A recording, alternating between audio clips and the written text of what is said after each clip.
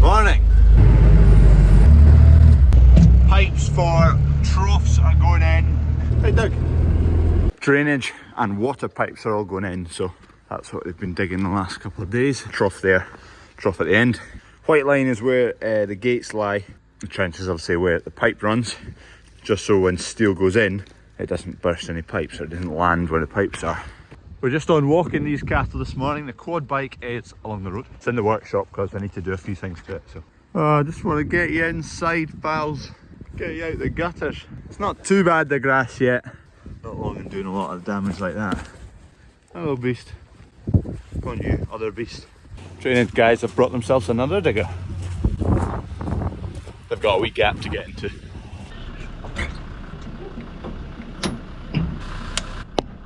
Righty ho. Yard 3 bound with a cattle crush.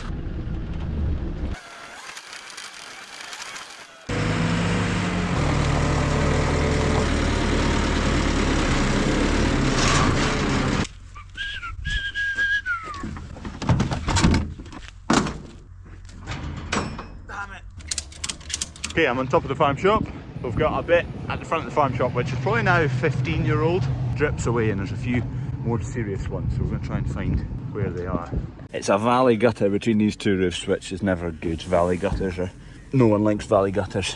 And the gap is ridiculously small, so you can't access it. So first of all, it's full of gunk. To clean it, you need to take these sheets up, but those panels there.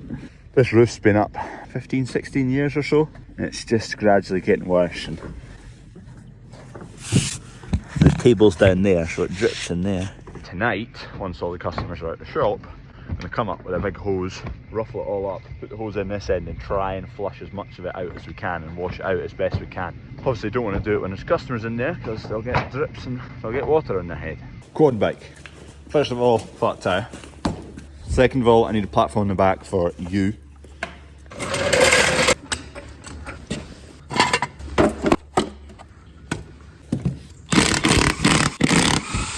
Time.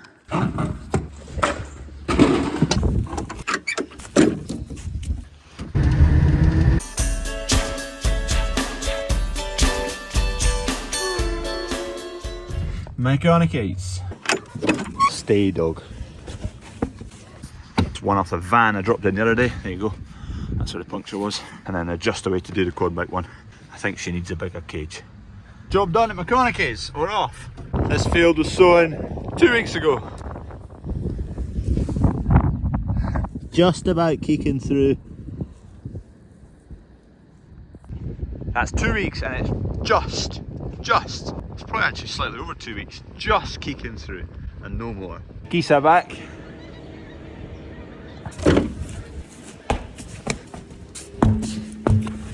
Oops, come on in.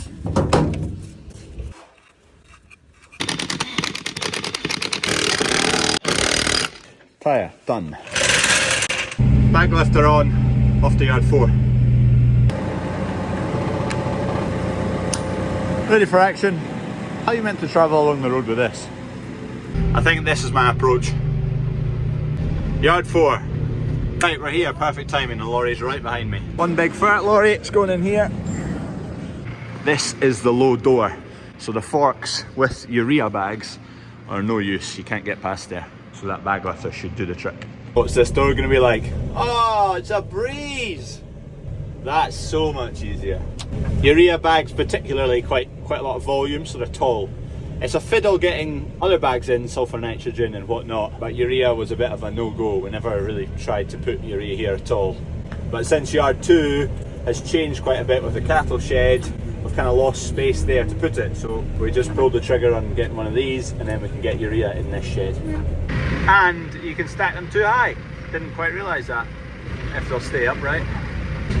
Just about done. What's that? 3, 6, 9, 12 more bags to go. This doorway is great now. Easy peasy. Job done. That's probably up the capacity of this shed by 70% because you can stack them too high.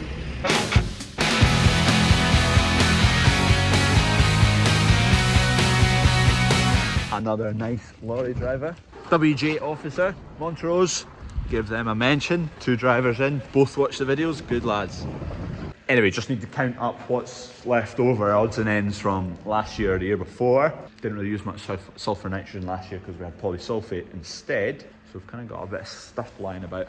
You can see these rafters keep the ceiling height low, so for stacking them too high, it's almost exactly the same as the door height, so with the forks it doesn't work.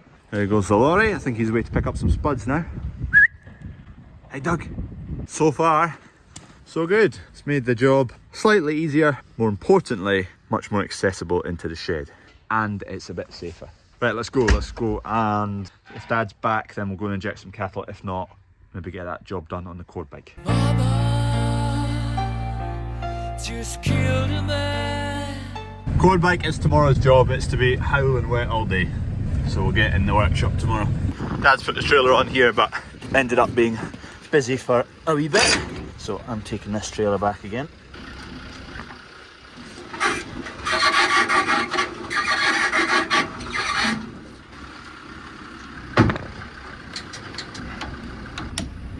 Right, yard 3 bound. Yard 3.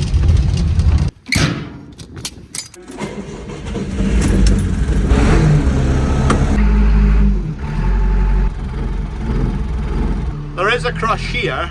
Can I just, I'll explain why I've brought this. Oh, I brought a strap with me. A wee bit narrow here. We're in. It's those calves that are getting done today. Second of 2 jabs for pneumonia. That is a crush that's here. It does the job, but the main actual reason that I wanted to use our own crush is the gaps either side of the wood, and the cattle just slip their feet down either side, and they don't, especially if they're in the headstock there, they have to stand here for a minute or two. They get in a right faff, so we'll just keep them moving, get them onto there. They all look settled in here. This is where the one with the broken leg is. If I'm going to leave that in here, I'm not going to inject that. I don't want to get it through the crush. Yes, it'll miss a jag for a pneumonia, but I think there's more risk in hurting it even further. I'm just going to take a wee split off the front here because I'm just on my Todd. Dad's about half an hour away, so I'll get a first batch done, then he can help me split off the one with the knackered back leg. I'll let a few more come if they want to come. Settle down. Hey, hey. Come on, beast, keep going.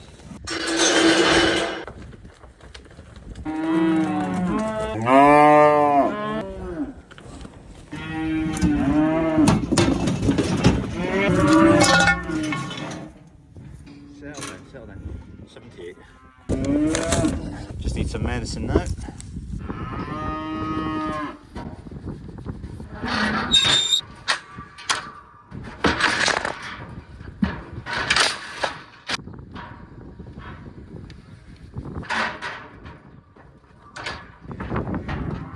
One, 2, 3, 4, 5, 6, 7, 8, 9, 10 done in a stupidly long period of time. But Dad left 10 minutes ago, so he'll just about be here to help me with another 20. Be a lot quicker.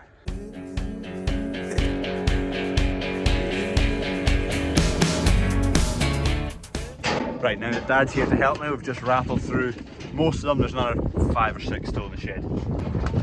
Just trying to get these 2 out. There you go. One more.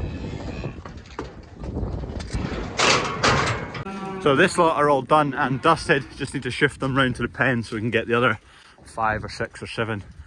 Go on, Avis. Come on, keep going. Shh. Keep going. There's sore leg McGee. Just you. That's the one with the sore leg on its own, so let's quickly knit these round and then we'll bring the other ones back so it's not on its own for too long. Otherwise it'll get stirred up. It's fiery already as it is. 6 or 7 in there. These ones can all go back now. No. Thank you.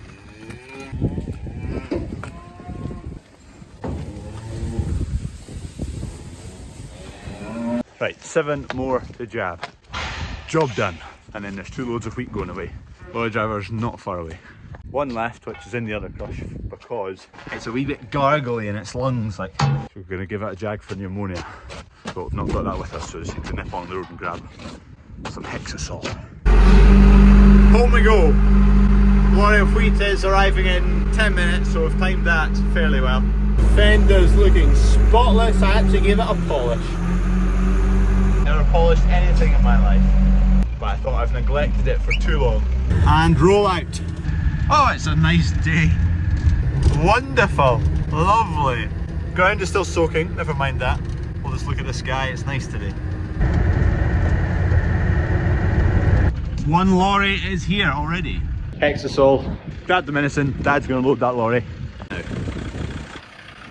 nip back along the road, I've dumped that trailer. 30 ml of this. This is intramuscular, so in there. If you don't like needles, skip 10 seconds or so. Go on in, back to your pals you go. Right, we're at this valley gutter now. I've just covered up the downpipe so any of the gunk doesn't go down the downpipe and just goes out the end here. We're struggling for water pressure without getting the power washer up here, so I've actually blocked it off. I'm going to let it fill up and then release it all and flush it. That's the new plan. We've made some discoveries, just doing some trials up above. Dad's moving the hose about. I've hauled this bit off. One roof is glass, one is corrugated, and the issues are when the water is running off the corrugation, not off the glass. And I think it's to do with the angle it comes off the corrugations at and lands in the valley gutter, or doesn't land in the valley gutter.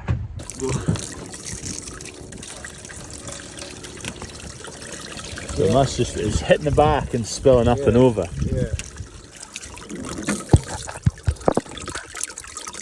Yeah, don't see that. Plan of action, I need some material. That looks suitable.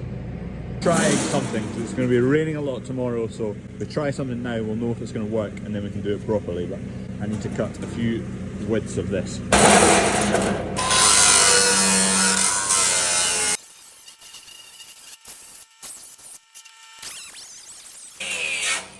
I must have something better.